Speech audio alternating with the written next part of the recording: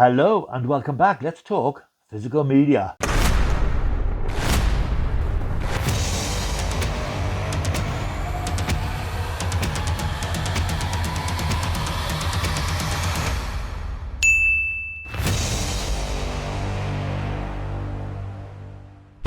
Hello, welcome back to my world of stuff. It's time for yet another physical media update. I think I did one only a few weeks ago, but there's more. I've bought some new bits and pieces because it's that time of the year. I bought quite a few new Blu-Rays and 4Ks, and I've got a few odds and sods that would normally fit in other series on this channel. I've got a few new books. I've got a couple of collectible things. So it's a strange combination. I'm trying to do David Brent. It's a sort of a combination between physical media update and collectible corner. But there will be another collectible corner, hopefully coming up very, very soon, certainly before Christmas. So stick around if you like that sort of stuff. So physical media, it's that time of year. As I said, we've got all the Black Friday deals. Amazon's been slashing prices right, left and centre. Zavi's been slashing prices. HMV's been slashing prices. And I've been biting and picking up lots of odds and sods, quite decent reductions. And there are a number of 4Ks and Blu-Rays, and as I said, there's a couple of books and things as well which don't necessarily fit into any particular category. So let's go through what I've picked up recently. About a month or so I think I got this. This is Doctor Who The War Games in colour.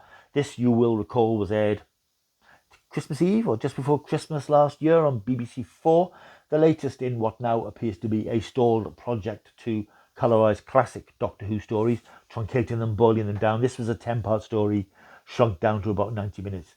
And it's okay for what it is. There are lots of updates and changes made to the music and the effects and little things that try to tie classic Doctor Who into modern Doctor Who, which I know a lot of the fans weren't too happy about. But you must remember that this does include all 10 episodes of the original War Games. You don't have to watch this new colorized War Games. You don't have to take this as Doctor Who gospel or Doctor Who canon. It's just an interpretation of the story. And this was reduced. I think this was $15.99 or $16.99 on Amazon last month. And as I hadn't picked it up originally, I thought I might as well get it. Doctor Who, The War Games in color. Other things I have bought, I'll mention this. You're probably sick to death of hearing me bang on about Blake 7 Season 2. But I picked that up on Blu-ray this month. I also picked up a favourite film of mine. I say favourite, I've only seen it once, but I remember being struck by its stylishness and the oppressive sort of gothic atmosphere of it. This is Alex Proyas's Dark City on 4K. This dates back to 1998. I've seen it once on DVD many years ago, and I'm going to be watching this again quite soon because I know it's a very impressive and well-regarded noirish sort of futuristic thriller, mind-bending science fiction thriller set in a shadowy world where the sun never rises and nothing is quite what it seems. This stars Rufus Sewell, Kiefer Sutherland, Jennifer Connelly and Richard O'Brien, and I'm really looking forward to seeing this again because, as I said, I've only seen it once and I remember watching it and thinking, wow, that's a really good film. I'm sure that when I watch it again, it will remind me of how good I thought it was first time round, and it will go up in my rankings of one of my favourite films. I do like these sort of dystopian thrillers where nothing is as it seems, everything's shadowy and dark. It reminds me of Brazil, which I suppose is the classic of its type. That's Dark City. This is one which is something which is of niche appeal, I suppose, to comedy enthusiasts. About a month ago, I went into Cardiff to see Count Arthur Strong in Charles Dickens' A Christmas Carol. Now, if you don't know Count Arthur Strong, I do understand because he's not incredibly well known in the comedy world. But he's played by an actor, comedian called Steve Delaney. And 30 odd years ago, he created this bumbling comedy character called Count Arthur Strong, who's a sort of a little music hall star, faded star, who's slightly amnesiac. He's very forgetful. He lives in a different world to most of us. But he's a likeable eccentric, shall we say. And there were 3 TV series on BBC a few years back starring Steve Delaney, and it was a great series. It was classic sort of slapstick, wordplay, really clever. And to its credit, the BBC gave it 3 series, but it never really broke through in the way it should have done. So it came to an end after 3 series. It was co-written by Graham Linehan, incidentally, who is now persona non grata in the entertainment industry. So I suppose that if Count Arthur Strong had continued on television, it would have been cancelled a few years ago rather than having been cancelled after its third series. So what I picked up is the DVD edition of the Christmas Carol show. Now, this was recorded last year. The show went on tour the end of last year. I didn't get to see it then. It wasn't in Cardiff, but it came back for a second run this year. And the DVD version has just been released. This, of course, is taken from the run last year. And this is so funny. I went to see it, and it's just great comedy. It's silly slapstick. The Count always gets names wrong. He gets people wrong. He gets everything completely wrong. And the conceit here is that he's telling the story of Charles Dickens' Christmas Carol as if he was Charles Dickens, or Charles Dance as he calls himself, because he gets names wrong all the time. If you know the character Count Arthur Strong, you will know the style of comedy. What I like about this is that it's good old-fashioned fun. It's largely clean. There's no attempt to shock, as you get with so much comedy these days. You see a lot of stand-up comedians and sitcoms and things these days, and it's all about dropping the F-bombs and the C-bombs and being challenging and daring and, borderline offensive. I don't get offended by this stuff. I'm a grown man. I know what I like. I know what I don't like. If I find something offensive, I don't watch it. But Count Arthur Strong is of an old era when things were more straightforward, and there's no need to try and shock, because this is just this character being completely useless at what he's trying to do, but being incredibly funny. So this was available from Comedia, which is the publicity company that deals with a lot of cult comedy stuff, and this arrived last week, and it was great to watch it again on DVD. I'll probably watch it over Christmas as well, because it is so funny. Films, more films here. These are actually films from pretty much all of them from this year, which I picked up courtesy of Amazon on 4K, thanks to their Black Friday sales. So I picked up a number of recent box office hits because they were quite cheap. This, again, one of my films of the year. Surprisingly, F1 the movie, starring Brad Pitt. Again, a great old school film about something I'm not interested in. I couldn't give one F or two Fs for F1, but this is a really good film in the style of Top Gun Maverick. I'm not a big fan of fighter jets either, but Top Gun Maverick was a real thrill ride. And this is the same, but Brad Pitt is this jaded, clapped out, so it seems, F1 driver who is coaxed out of retirement to help a younger driver and the younger driver's team. So it is Top Gun Maverick in a way, but it's a great film. It's good to see Brad Pitt having a big hit film. This was an Apple film, I believe, which did very well in the cinema. I think it made about $500 million in the box office. Did extremely well for itself. And it's a great pulsating film. The cinematography is fantastic. The music score is fantastic. It takes you into a world that you're interested in, even if you're not actually interested in it. Great film. I also picked up this one, The Monkey. This was, I think, about $7.99 on Amazon's Black Friday thing on Blu-ray. This is the second mainstream film following up Longlegs from Osgood Perkins, son of Anthony Perkins of Psycho fame. And this is a very different film to Longlegs, and I think it was a very clever idea to do a film that was slightly more tongue-in-cheek perhaps than Longlegs, which was quite intense and dark and disturbing. This is based on a short story by Stephen King. Stephen King has had a good year this year with his old stories being brought back to the cinema screen. But I really enjoyed this. This stars Theo James. This, as you will probably know, is about the titular monkey, the wind-up monkey, which caused chaos and carnage for two twin brothers 25 years ago. It's now back on the scene and it appears to be embarking on a new reign of terror. It's a good fun film. It's not a long film. It's about 90 minutes, 100 minutes, 97 minutes in fact. But it's good fun. It's quite gory in places, in extreme ways. There's a lot of bloodletting, but it is quite tongue-in-cheek. I did enjoy this, and I thought for about $7.99 it's worth adding to the collection. Also worth adding to the collection is one from a couple of years ago on 4K. I have the two previous films for the series in 4K, and now I've got the third. It's A Quiet Place Day One. I got it on Blu-ray, but when I saw the 4K reduced to something like $16.99, I thought, well, it's now or never, so I bit the bullet, and that arrived yesterday. A lot of these are still in their cellophane, and I must get around to taking them off, and I will. So that's A Quiet Place Day One, the third entry in the series, which of course takes us back to, as the title suggests, Day One, when the aliens actually arrived and caused devastation in New York. It's not what people thought it was going to be. It's not a worldwide thing, but it focuses on one or two characters. but it's very intense. It's very gripping. It's got all the stuff that you know from the first two Quiet Place films, but transporting it back to the beginning of the invasion. There's one more Quiet Place film to come, part 3, which I think will be out a couple of years' time, which will wrap the story up. But this is a really good franchise, which went off in a new direction with this film, and I really enjoyed it, so I'm glad to get that on 4K. These two have just arrived. This arrived yesterday. There's a story behind this, but I won't bore you with it too much. I had some problems with an order from Amazon, which I put an order for. It's nothing to do with physical media stuff. It's boring domestic stuff. And this order never came.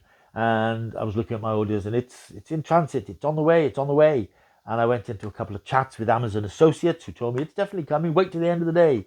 And the thing never arrived. And I thought, this is lost, isn't it? It's just been lost.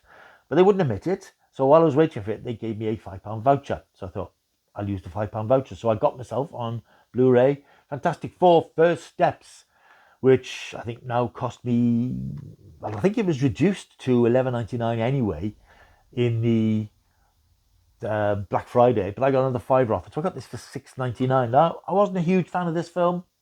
I think I did a video on it, and it disappointed me, really. I was really thinking that Marvel would be on firm ground by finally doing their first family. But I think, unfortunately, Marvel ennui and superhero fatigue has bitten deep now. And no matter what these films do, they're never going to have that same impact again. I enjoyed it for what it was. I will watch it again. But I just felt it was a little bit bland. And the fact that there were really no other main characters apart from the Fantastic Four and Galactus and the Silver Surfer, and humanity was the sort of in danger in the background. But we didn't really meet any other human people, or only one or two. So it just seemed a bit small scale on a huge scale, and there were certain issues with the way that Galactus was defeated.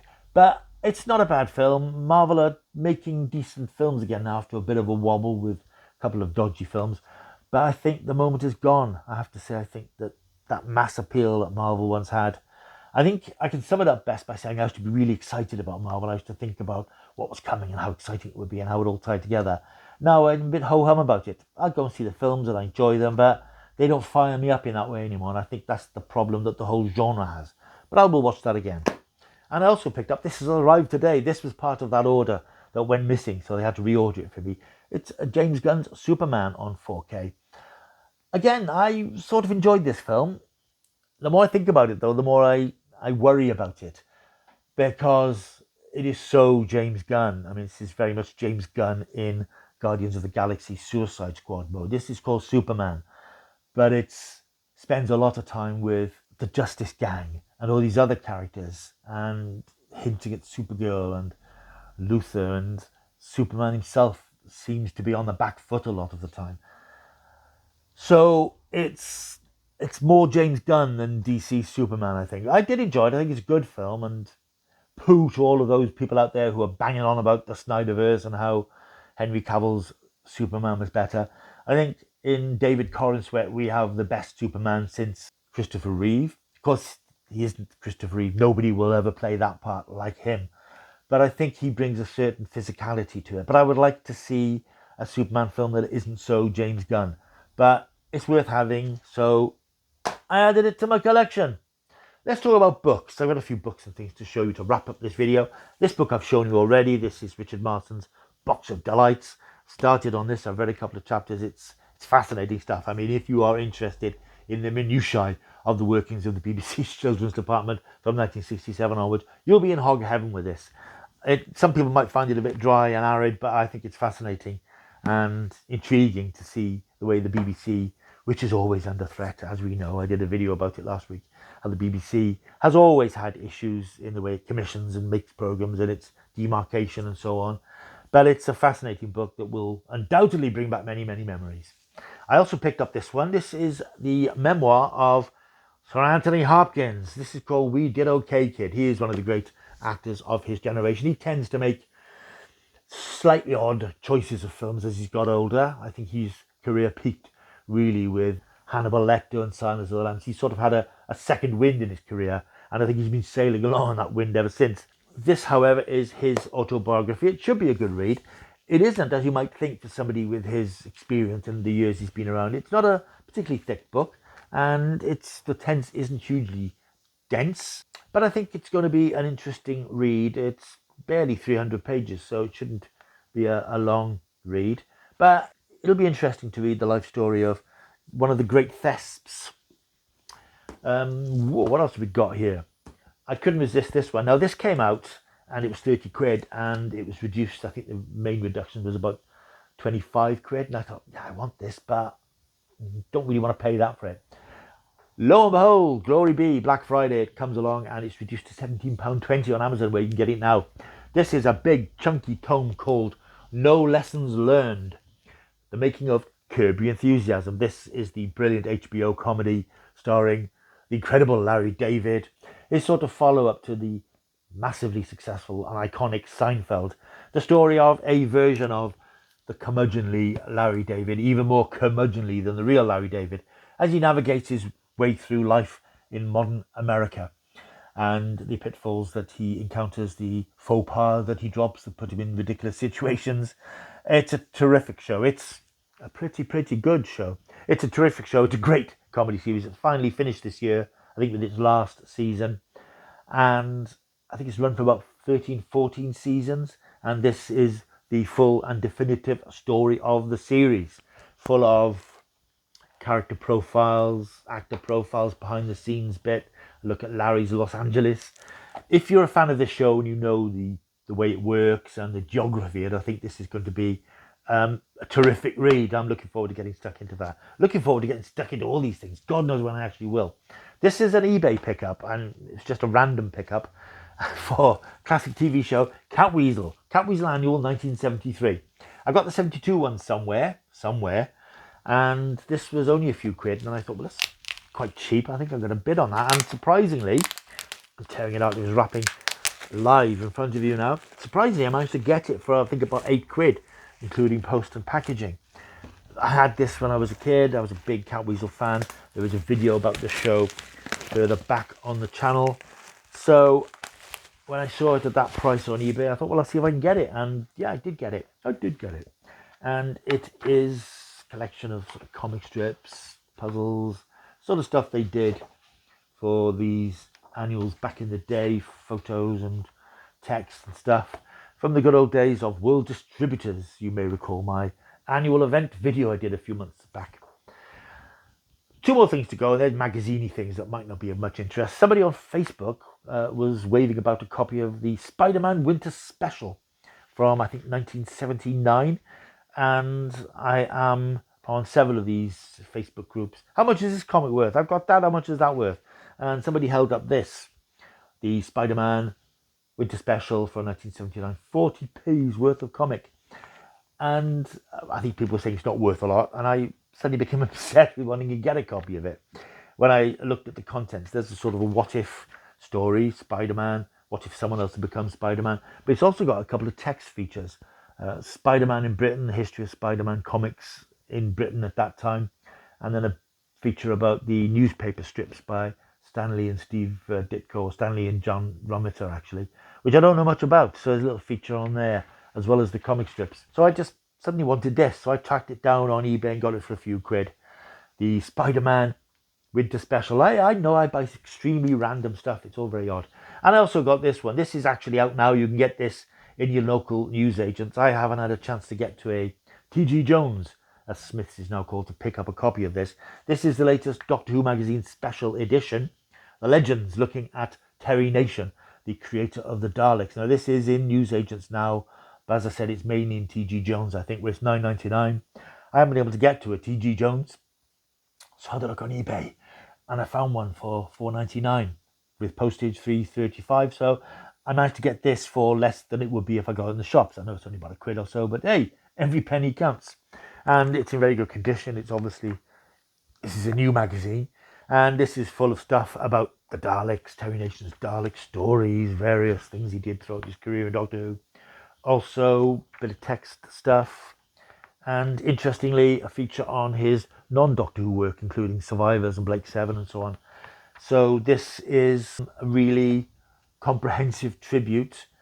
It includes a long-lost interview with Terry Nation, how Beryl's Virtue, his agent, made 1960 Dalek Mania happen, Terry Nation's children talk about their memories of their father, deep dives into all these Doctor Who stories, lost scenes from some of his scripts, and as I said, a feature on his other show. So that's going to be a really interesting read. Terry Nation's a local boy. He was born in Cardiff, and my father, I'm trying to remember, I'm telling me I don't know if he knew Terry Nation, but he knew the family, and he had some involvement with the family in some way, or he worked with them or done something with them. So that's going to be a very interesting read.